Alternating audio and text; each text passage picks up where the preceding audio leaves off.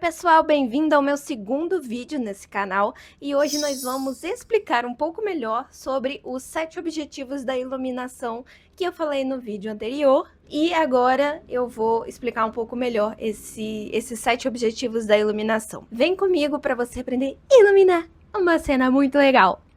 O primeiro é estabelecer um set. Aqui, a luz ela tem como objetivo justamente de dizer como tá o cenário. Por exemplo, é dia? É noite? Tá chovendo? Tá ensolarado? Tá nublado? Será que é início do dia ou fim de tarde? A iluminação aqui tem o papel de representar como estão essas situações no cenário. E a melhor forma de observar isso é no mundo real. É claro que a visão artística também é bem-vinda, mas geralmente aqui a gente se concentra mais em estabelecer o set.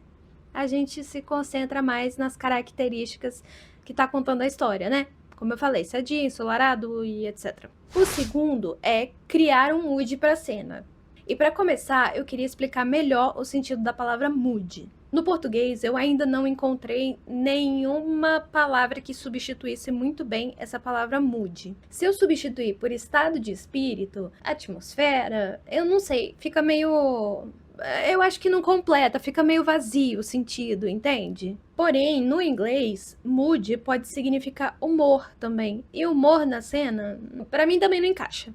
Se alguém souber de alguma coisa aí, me avisa, tá? Talvez a melhor tradução tenha a ver com o estado de espírito mesmo, mas isso tudo tem a ver com a atmosfera emocional do lugar, sabe?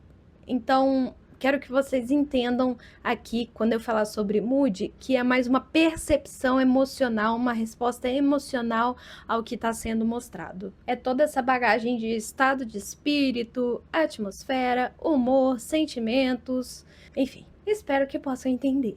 Bom, como eu disse, o mood vai lidar um pouco com a parte mais emocional da cena, que é a que eu gosto mais. Ela vai te ajudar a contar a história que está acontecendo ali. Ao criar um set, você vai lidar com a parte mais técnica. Porém, quando você cria um mood, você tem que entender as emoções, o sentimento, tudo que está acontecendo ali, porque a luz ela vai sim contribuir e muito para isso. Algumas técnicas já são mais conhecidas para quem estuda arte, como por exemplo, usar uma luz mais fria, mais sóbria para representar a tristeza. Porém, muita gente fica preso à cor da luz, que não é a única qualidade dela. Por qualidade eu quero dizer cor, direção, ângulo, essas coisas, né? A cor não é a única coisa que a luz pode fazer.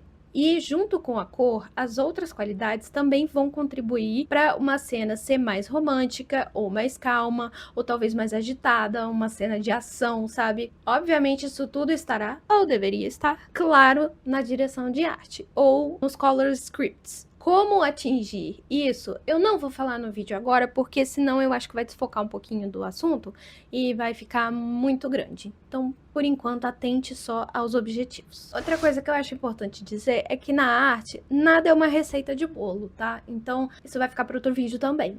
O terceiro objetivo é direcionar o olhar do espectador. Aqui você pode imaginar como se você estivesse num teatro, tudo escuro, e lá tivesse uma spotlight apontada para o ator, ou para qualquer coisa que deva ser visto. Bom, então nesse caso você deve usar uma luz para criar um foco visual, para criar esse interesse, para direcionar o olhar da pessoa, do espectador, para aquele ponto importante da história. Aonde você vai direcionar, isso também quer dizer alguma coisa. No caso, o foco da imagem, ele deve ser muito bem entendido por quem está lendo. Eu ia dizer claro, mas eu acho que isso ia confundir a cabeça de vocês. Para o espectador, é importante ele ler a cena imediatamente. Sim, a gente lê a cena, a gente fala de ler a cena, assim como lê um texto. E a gente lê uma cena muito rápido. Por mais que às vezes a gente não perceba o que a gente está lendo, a gente lê todas as informações que aquela cena está trazendo. Então, é importante que essa cena seja lida e entendida bem rápido. A luz vai ajudar ao espectador a focar aonde ele deve focar. Focar com a luz também é importante para que o espectador não fique olhando para lá e para cá sem saber aonde que ele deve olhar. Porque se tiver muito foco numa cena, ele vai ficar olhando pra lá, pra cá, pra lá, e às vezes a informação passou lá do outro lado. Aí perdeu a informação, né? Perdeu o que estava acontecendo na história. Existem algumas técnicas que mostram como atrair o olhar da pessoa. Mas isso novamente vai ficar para outro vídeo. Depois nós temos criar profundidade e volume. A gente pensa que fotografia é uma representação real do mundo. E de fato ela é. Só que a fotografia, no final das contas, ela é um plano 2D. Ela tem altura e largura. No mundo real, nós temos altura, largura e profundidade. Sendo assim, a sensação de profundidade acaba sendo uma mera ilusão. Aliás, quando se trata de filme, tudo é uma ilusão, tá? E a luz, junto com outros aspectos, vai ajudar a definir melhor essa sensação de profundidade, seja ela bem funda ou bem chapada ou achatada. Ponto importante aqui, a profundidade também consegue influenciar no mood da cena. E aqui vai uma curiosidade histórica! A sensação de profundidade vem sendo aplicada há muitos anos. Entretanto, nem sempre foi assim. Lá naquelas artes do Antigo Egito, Antiga Grécia, aquele povo lá todo da Antiguidade, sabe? Provavelmente vocês lembram do livro de história de vocês? Deveriam lembrar?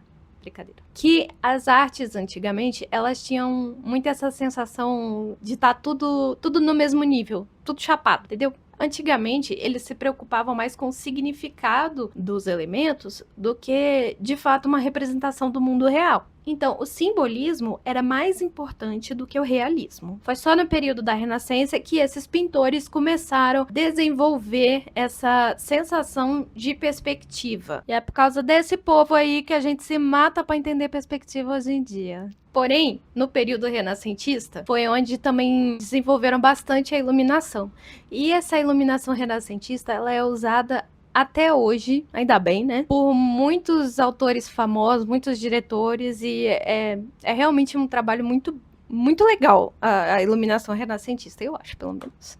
E quanto ao volume, a luz tem principal papel aqui de esculpir o objeto para criar essa sensação de volume. Eu gosto dessa palavra esculpir sendo utilizada porque, no contexto da iluminação, ela justamente faz isso. Você tem que analisar aonde está a sombra, aonde está o foco de luz, e você pega uma imagem com altura e largura e você realmente dá um volume para ela, entende? Você dá essa ilusão de volume só com a luz. E aí você pode deixar um elemento bem achatado ou um elemento bem volumoso. E, novamente, isso também influencia o mood da cena, assim como a perspectiva. Só lembrando aqui que ambas formas são utilizadas. Não tem certo e errado, mas sim o que melhor encaixa ali na história. E quando você for iluminar alguma coisa, tenha em mente isso, que um dos papéis principais da iluminação é também trazer essa noção de volume, de esculpir com a luz. E muitas vezes é por isso que as fotos com flash na sua cara ficam ruins, porque ela achata a sua cara todinha. Mas há quem goste, não vou julgar. E a parte 1 do vídeo terminou aqui. Nos próximos, nós vamos falar sobre revelar texturas e outras qualidades dos materiais, definir um estilo visual e criar interesse, continuidade e coerência. Se você gostou desse vídeo, já sabe, faz aquele negócio lá de ligar o sininho, se inscrever, compartilhar com todo mundo, aquelas coisas que todo mundo sempre fala. Faz aí a divulgação, ajuda a gente,